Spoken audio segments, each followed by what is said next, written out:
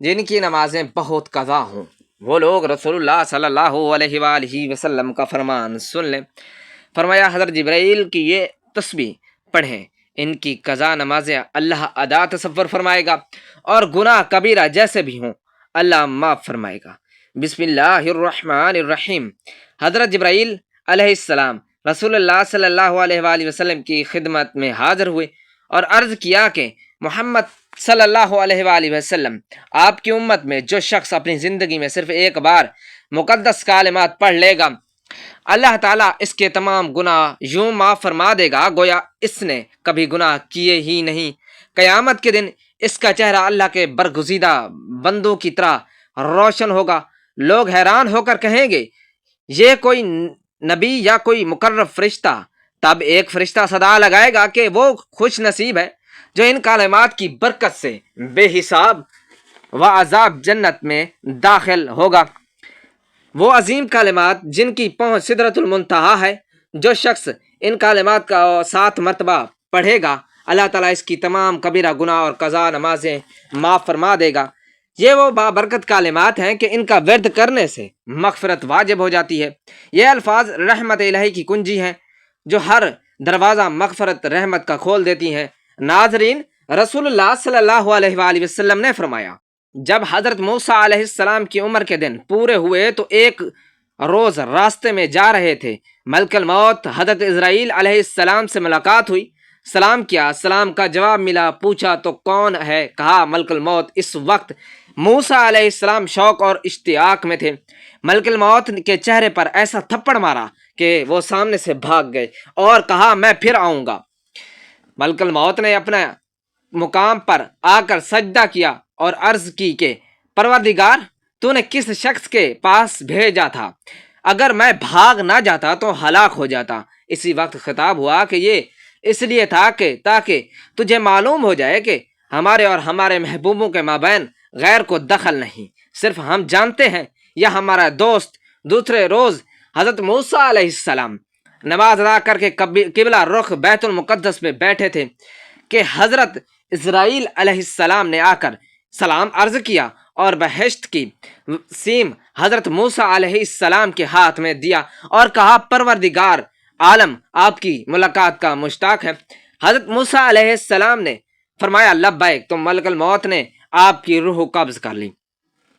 جب کسی کی موت قریب ہو تو اس کا منہ دائیں پہلو پر لٹاتے ہوئے قبلہ کی جانب کر دیا جائے اور اسے شہادتیں کی تلقین کی جائے، یعنی اس کے پاس سامنے کلمہ شریف پڑھا جائے تاکہ وہ بھی پڑھے، اور جب وہ فوت ہو جائے تو اس کے جبڑے باندھ دیں اور آنکھیں بند کر دیں۔ جب اسے غسل دینے لگیں تو اسے تختے پر رکھیں اور اس کی شرمگاہ پر کوئی کپڑا ڈال دیں اور اس کے باقی کپڑے اتاریں۔ اسے وضو کرائیں، لیکن نہ تو اسے کلی کروائیں اور نہ ہی ناک میں پانی ڈالیں۔ اب اس پر پانی بہائیں اور تختے کو 3، 5 یا 7 مرتبہ دھونی دی جائے اور پانی میں بیری کے پتے ڈال کر اس سے گرم کیا جائے گا۔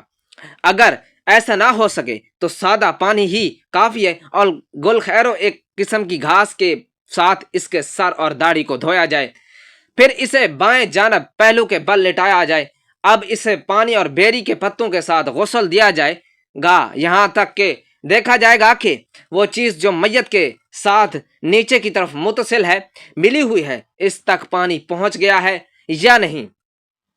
پھر اسے کسی چیز کے ساتھ سہارا دیتے ہوئے بٹھا دیں گے اور اس کے پیٹ کو آہستہ آہستہ ملیں گے تاکہ اگر اس سے کچھ خارج ہو تو وہ اسے دھو ڈالیں اور اسے غسل دوبارہ نہیں دیں گے۔ پھر اسے کسی کپڑے کے ساتھ خشک کریں گے اور کفن پہنا دیا جائے گا، اور اس کے سر اور داڑھی پر ہنود جو کہ ایک قسم کی خوشبو ہے اور اس کے اعضاء پر کافوری لگا دی جائے گی۔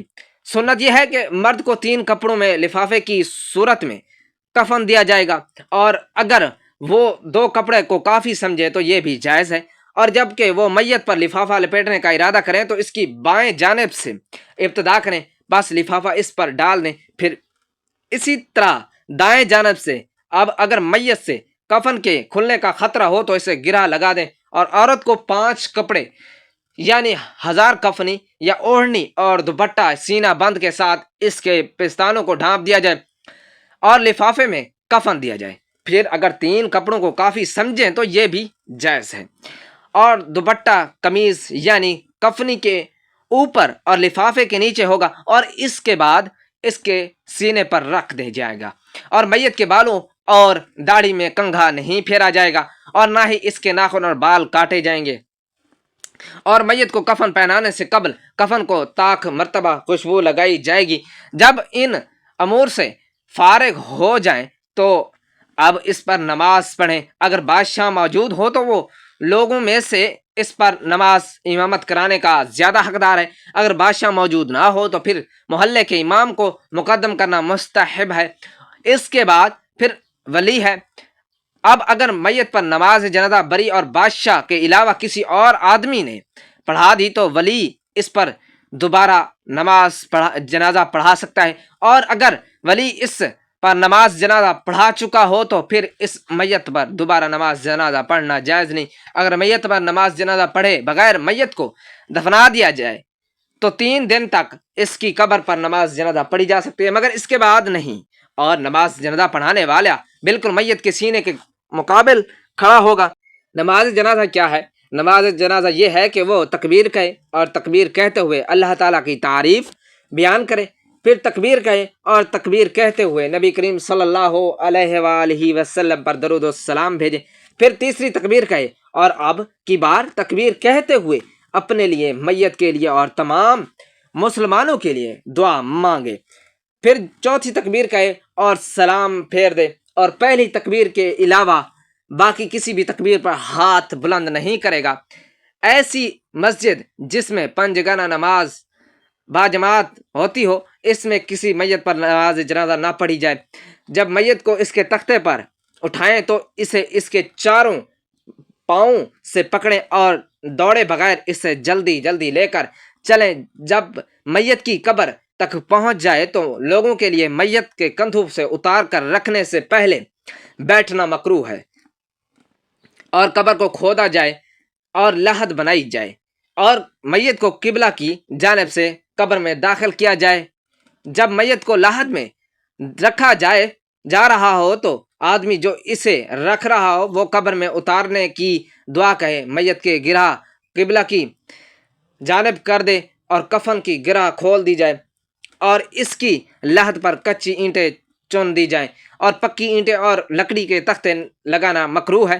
پاس وغیرہ کے لگانے میں کوئی خرابی نہیں، بس اس پر مٹی ڈال دی جائے، اور قبر 4 کونی نہیں بلکہ کوہان نما بنائی جائے، اور جس بچے نے پیدا ہونے کے بعد کچھ آواز نکالی اور پھر وہ فوت ہو گیا تو اس کا نام رکھا جائے گا، اور اس پر نماز جنازہ بھی پڑھی جائے گی، اور اگر اس نے آواز نہ نکالی تو اسے کپڑے میں لپیٹ کر دفنا دیا جائے گا، اس پر نماز جنازہ نہیں پڑھی جائے گی۔ امام حاکم اس روایت کو صحیح بتاتے ہیں۔ مسند احمد میں بھی اس مضمون کی ایک حدیث ہے۔ ایک صحابی سے کسی نے کہا کہ کوئی ایسی حدیث سنا جو تم نے خود رسول اللہ صلی اللہ علیہ وآلہ وسلم سے سنی۔ فرمایا میں تمہیں ایک بہت ہی عمدہ حدیث سناتا ہوں۔ ہم نے حضور نبی کریم صلی اللہ علیہ وآلہ وسلم کے ساتھ ایک مرتبہ ناشتہ کیا۔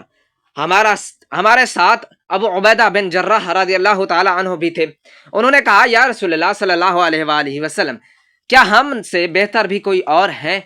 ہم آپ پر اسلام لائے، آپ کے ساتھ جہاد کیا، آپ نے فرمایا ہاں وہ لوگ جو تمہارے بعد آئیں گے مجھ پر ایمان لائیں گے حالانکہ انہوں نے مجھے دیکھا بھی نہ ہوگا۔ حضور نبی کریم صلی اللہ علیہ وآلہ وسلم نے ارشاد فرمایا عذاب قبر کے بعد اسباب عذاب قبر کے 3 حصے ہیں۔ 1/3 عذاب پیشاب سے نہ بچنے کی سبب، 1/3 غیبت کے سبب، اور 1/3 چغل خوری کے سبب ہوتا ہے۔ حضرت ابو ہریرہ رضی اللہ تعالی عنہ بیان کرتے ہیں کہ رسول اللہ صلی اللہ علیہ وآلہ وسلم نے فرمایا کہ اللہ تعالیٰ فرماتا ہے جو میرے کسی ولی سے دشمنی رکھے میں اس کے خلاف اعلان جنگ کرتا ہوں۔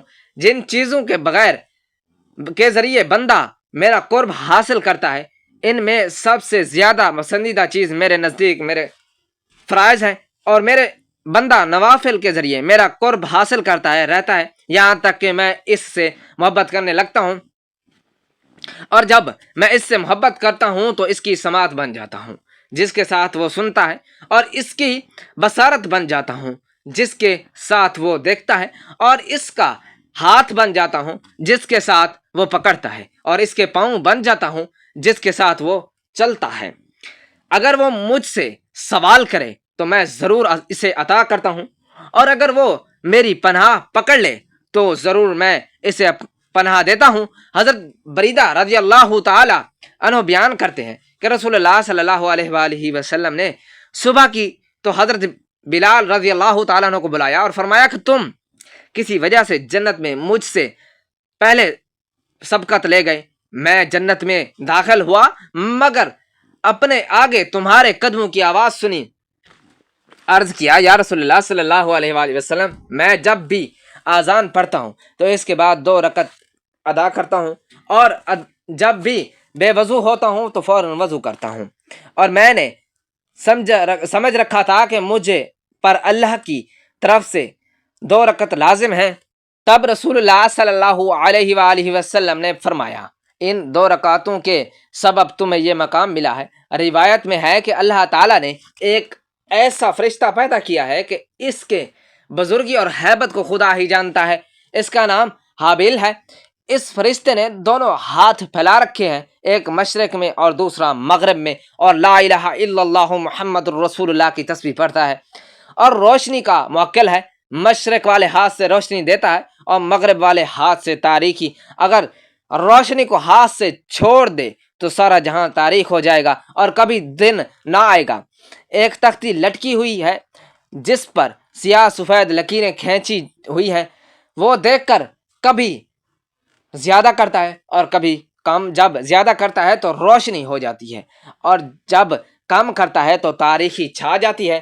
یہی وجہ ہے کہ کبھی دن بڑے ہو جاتے ہیں اور کبھی راتیں بعد ازاں۔ اسی موقع پر فرمایا کہ اللہ تعالیٰ نے ایک اور فرشتہ اس قدر ہیبت والا بنایا کہ اس کا ایک ہاتھ آسمان میں ہے، دوسرا زمین میں، آسمان والے ہاتھ سے ہوا کو اور دوسروں کو پانی میں رکھتا ہے، اور زمین والے ہاتھ سے پانی کو، اگر پانی کو ہاتھ سے چھوڑ دے تو سارا جہان غرق ہو جائے گا، اگر ہوا کو چھوڑ دے تو جہاں تہ و بالا ہو جائے۔